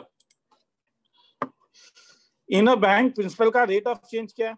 सॉल्यूशन। तो मैं मान के चलता हूं कि let P be the principal. अगर P प्रिंसिपल है तो dp at a time t, हाँ, तो dp बाय dt क्या कह रहा है? रेट ऑफ चेंज क्या है? 5% पर ईयर, मतलब 5% ऑफ प्रिंसिपल। ये अगर समझ में नहीं आया तो बोलोगे, हाँ, रेट ऑफ चेंज, इसका मतलब यही होता है रेडियो एक्टिव में जो रेट ऑफ डिके लेते हो, ये तो एग्जैक्टली रेडियो एक्टिव डिके ही है, बस उसमें नेगेटिव आता है क्योंकि वो डिक्रीज होता है और ये इंक्रीज हो रहा है 5p। तो इसका मतलब dp by p is equal to 5 into dt, दोनों साइड इंटीग्रेट कर दो तो ln p is equal to 5t plus c। क्या तो 5 इंफॉर्मेशन? by 100 of p नहीं होगा? 5 by 100 of p, 5 by 100, 5 by 100। अब क्वेश्चन में क्या कह रहा है? क्वेश्चन में कह रहा है जब t का वैल्यू 0 है तो तुमने प्रिंसिपल डिपॉजिट किया वो तुमने 10,000 डिपॉजिट किया, तो ठीक है, तो ln 10,000 is equal to t by 20, मतलब 0 बाय 20, तो 0 ही हो जाएगा c। अब क्या कह रहा है? t अगर 10 है तो p क्या होगा? तो निकाल लो। ln p is equal to 5 इंटू 10 डिवाइडेड बाय 100 प्लस c। तो ln p is equal to 1/2 plus c के बदले ln 10,000। तो ln p is equal to, इसे क्या लिख सकते हो? ln root over e plus ln 10,000। तो ln p is equal to क्या? ln root e into 10,000। तो hence p is equal to कितना? Root e into 10,000। अगर रूट e का वैल्यू दिया है तो पुटअप कर देना, नहीं दिया तो यहीं पे छोड़ देना। किसी को लिखने का मन है लिख लो, फिर आगे चलते हैं। अब लास्ट एक टॉपिक बाकी है बोर्ड लेवल में, ठीक है, मतलब फॉर्मेशन इस साल कोर्स में नहीं है मगर मैं अभी बोर्ड में ही करवाऊंगा ऑर्डर डिग्री। लिखना है तो 3 मिनट का टाइम दे रहा हूँ।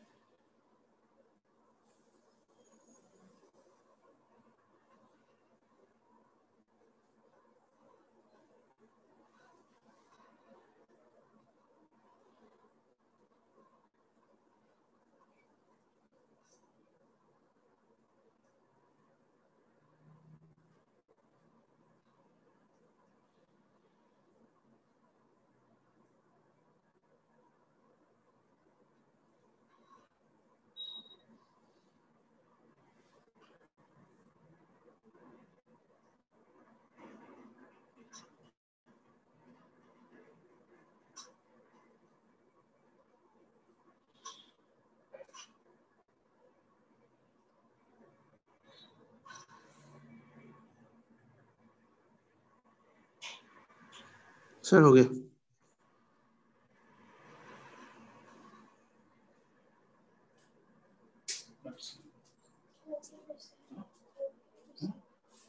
हाँ ठीक है, आ गया, रुक जा, मैं आ गया। चलो अब आते हैं order and degree of differential equation.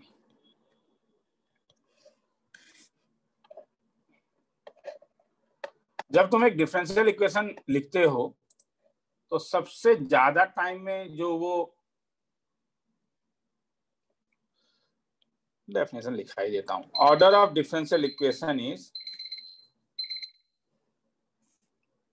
The order of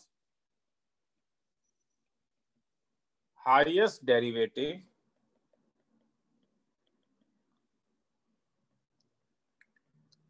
appearing in differential equation।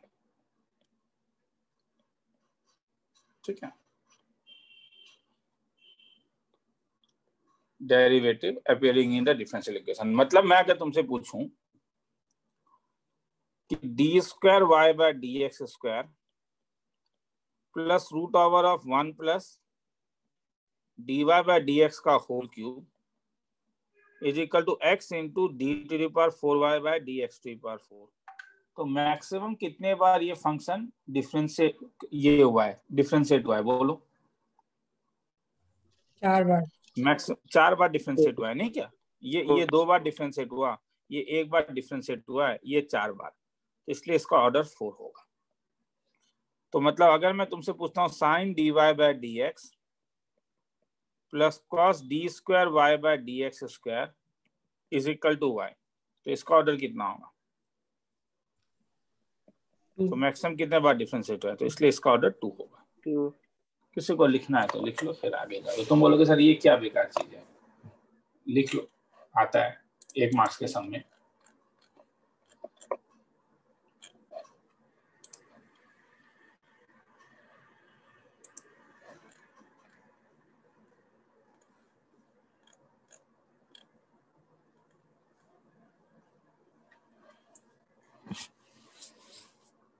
एक मिनट का टाइम देता हूँ।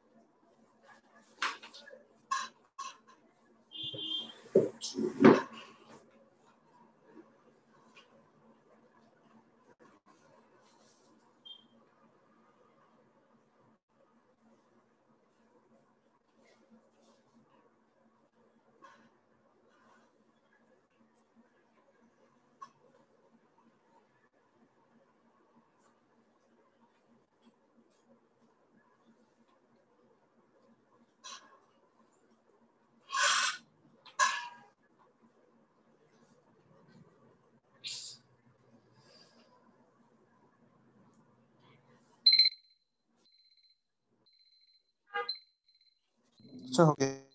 हाँ बोल रहा हूँ, चलो। हाँ सर। अब आता है डिग्री ऑफ डिफरेंशियल इक्वेशन।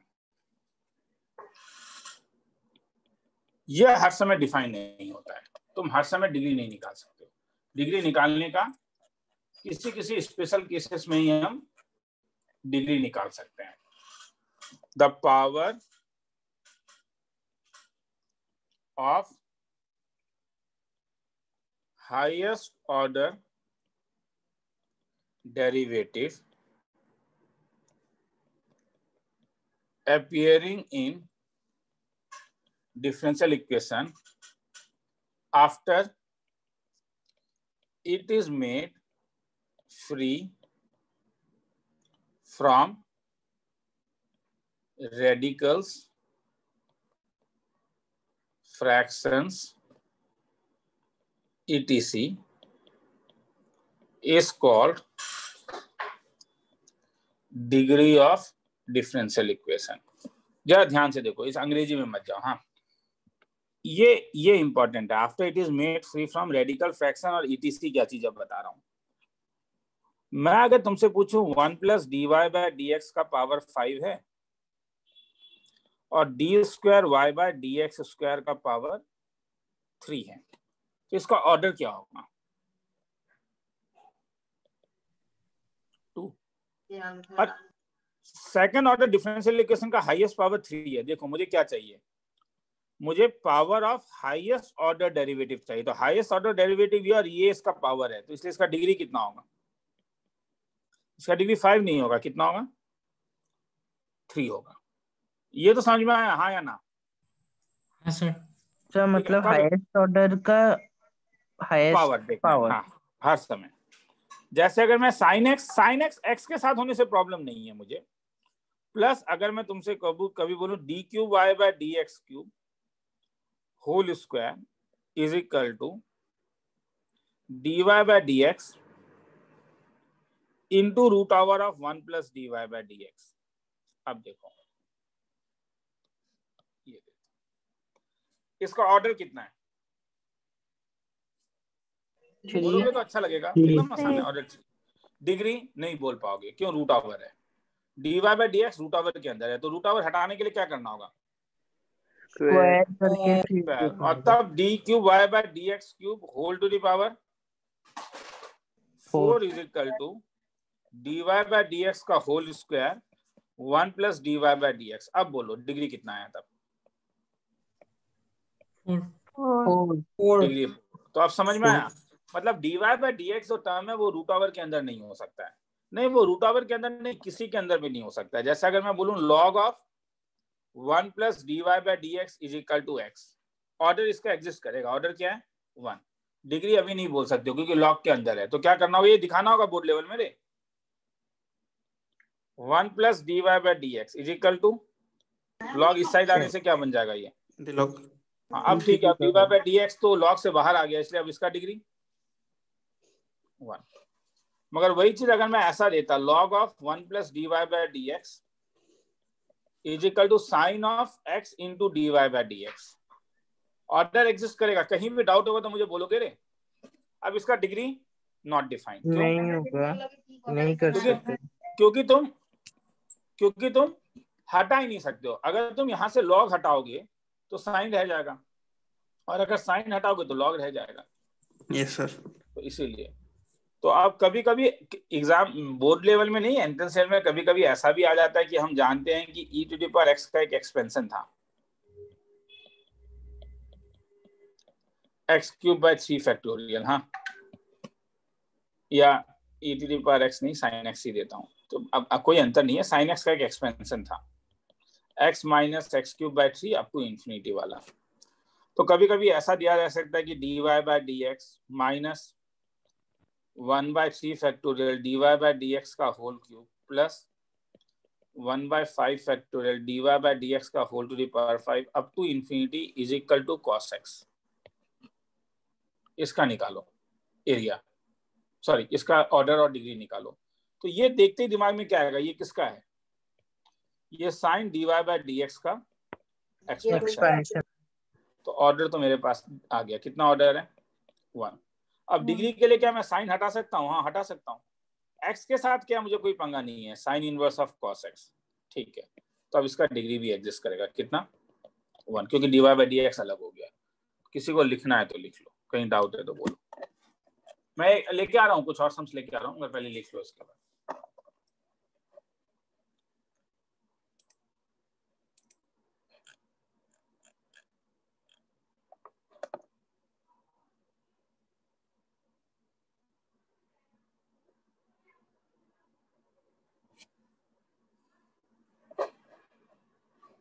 मुझे बोलते जाओगे, मैं ऊपर लेते हुए निकल जाऊंगा।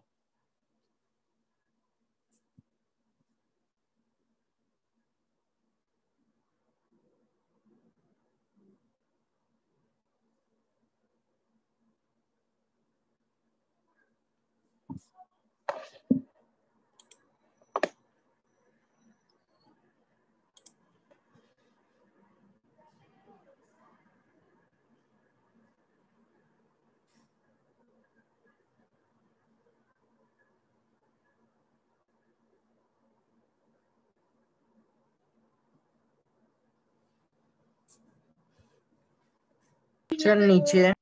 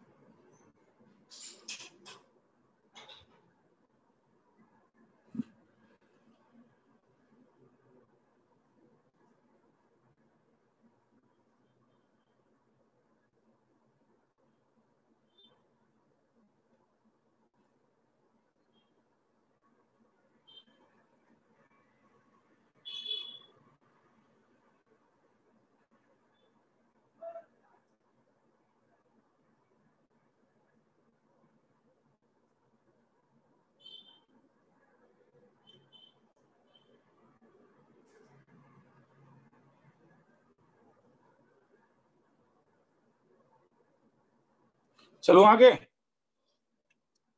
हाँ सर। चलो चल लास्ट का बाकी था।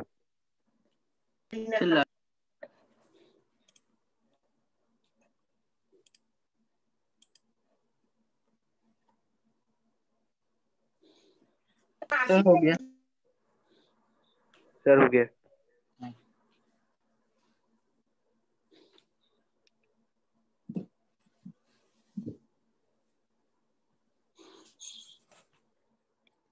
d to the power 4y by dx to the power 4 plus sine d cube y by dx cube order 4 degree. क्या साइन को हटा सकते हो? क्या लग रहा है? No sir. नहीं हटा पाओगे ना साइन को, क्योंकि अगर एक यहाँ इसमें हटाओगे तो दूसरे वाले में आ जाएगा, दूसरे वाले में हटाओगे तो पहले वाले में आ जाएगा, तो degree not defined. 5 3 square y by dx square is equal to 1 plus dy by dx whole to the power 3 by 2 order 2। क्या 3 by 2 में 1 by 2 को हटा सकते हो? हाँ सर। अगर स्क्वायर कर दूं तो तुम बोलोगे सर क्यों बोर कर रहे हो आप भी। ठीक है, इतना बोर करके फायदा क्या, छोड़िए ना, डिग्री इसका 2 है। ठीक है, तो लिखने का भी जरूरत नहीं है, आगे चल रहा हूँ। लास्ट टॉपिक, मगर इस बार due to covid NCE CBSE ने फॉर्मेशन ऑफ डिफरेंशियल इक्वेशन हटाया है और लीनियर इन एक्स वाला हटाया है, लीनियर डिफरेंशियल इक्वेशन। हाँ, और स्टेट बोर्ड ने होमोजीनियस हटाया है और वेट अ मिनट, लीनियर भी हटाया क्या?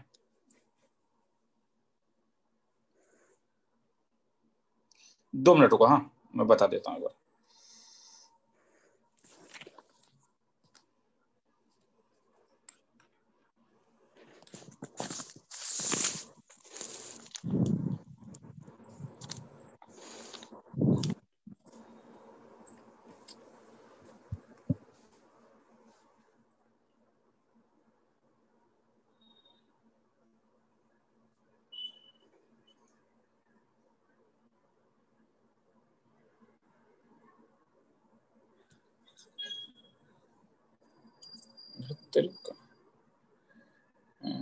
मैथमेटिक्स 52।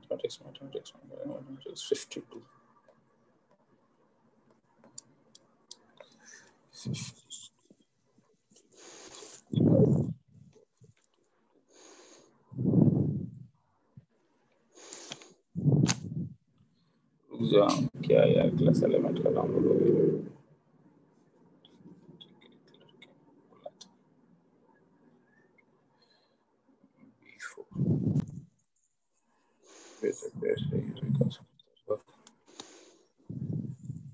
हाँ दोनों ही हटा है तुम्हारे पास 57 लीनियर डिफरेंशियल इक्वेशन ही हट गया है। तो डिफरेंशियल इक्वेशन में मगर फॉर्मेशन नहीं हटा है। हाँ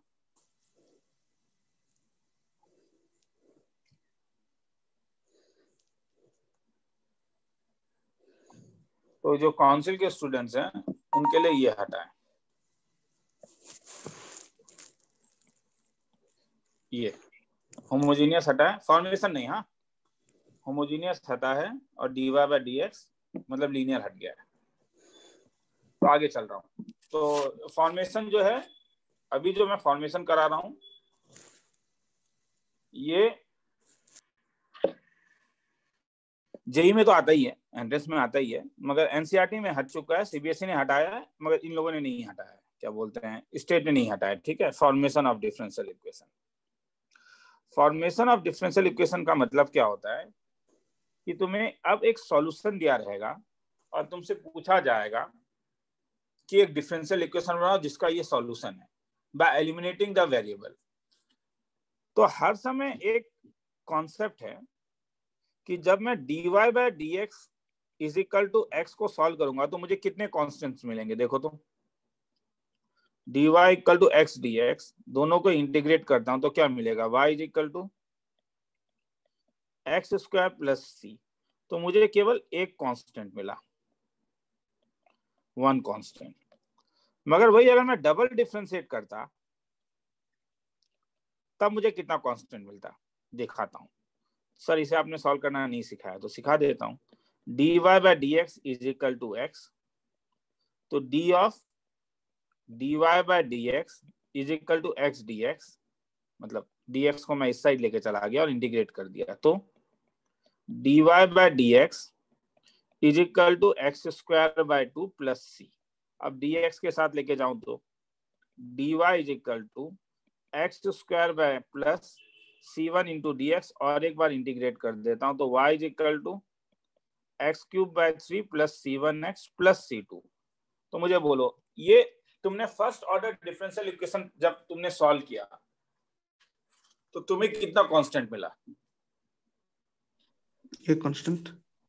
और जब तुमने second order differential equation solve किया तब तुम्हें कितना कांस्टेंट मिला, 2।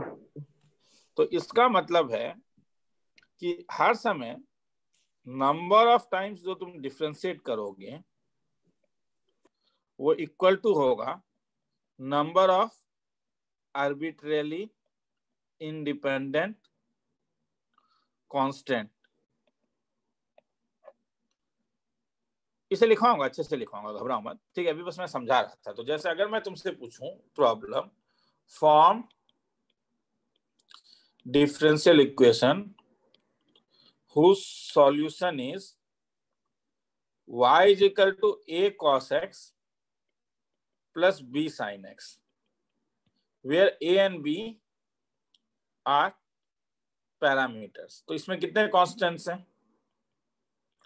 तुम बोलोगे सर पैरामीटर का मतलब क्या है, ये बताता हूं। जब मैं y is equal to a cos x plus 2 sin x बोलता हूं तो 2 मेरा एक फिक्स कांस्टेंट है या नहीं? 2 को तुम चेंज नहीं कर सकते हो, मगर a को तुम चेंज कर सकते हो। a को तुम अगर 3 लिखोगे, हाँ एक बार जब तुमने 3 लिखा तो पूरा का पूरा सम में वो 3 होना पड़ेगा, मगर एक कुछ भी हो सकता है। मतलब अगर मैं इनिशियल वैल्यू कंडीशन को चेंज करूं तो a का वैल्यू भी क्या होगा, सेम आएगा या अलग अलग आएगा? अलग अलग। तो समझ में आया? तो that why it is known as, तो there are two type of constant, one is fixed and one is arbitrary constant. तो इस वाले इक्वेशन में कितने आर्बिट्रेरी कांस्टेंट हैं? 1।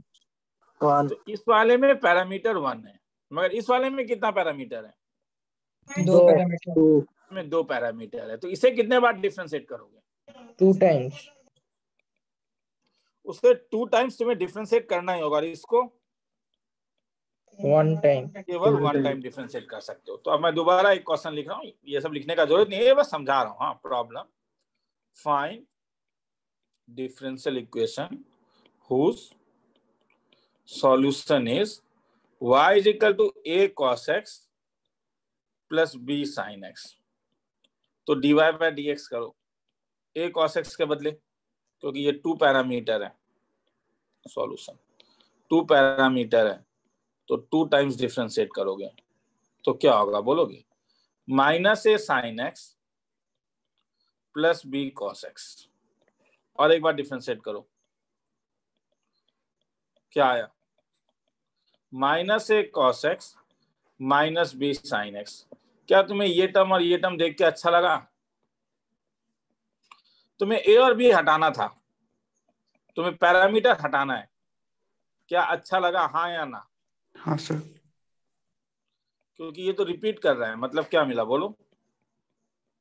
D square y by d x square equal to minus y. तो hence इससे अगर तुम सॉल्व करोगे तो ऊपर वाला आंसर मिलेगा। इसे सॉल्व करना तुम लोग के कोर्स में इस साल नहीं है, इससे घबराओ मत, तुम्हें उल्टा ही काम करना है। किसी को लिखना है तो लिख लो, ऊपर लिखना formation of differential equation.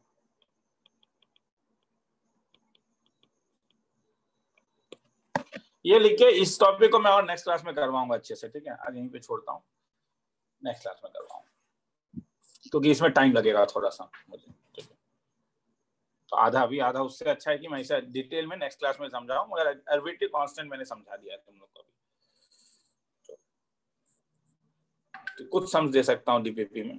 Sir हाँ तो पूछो।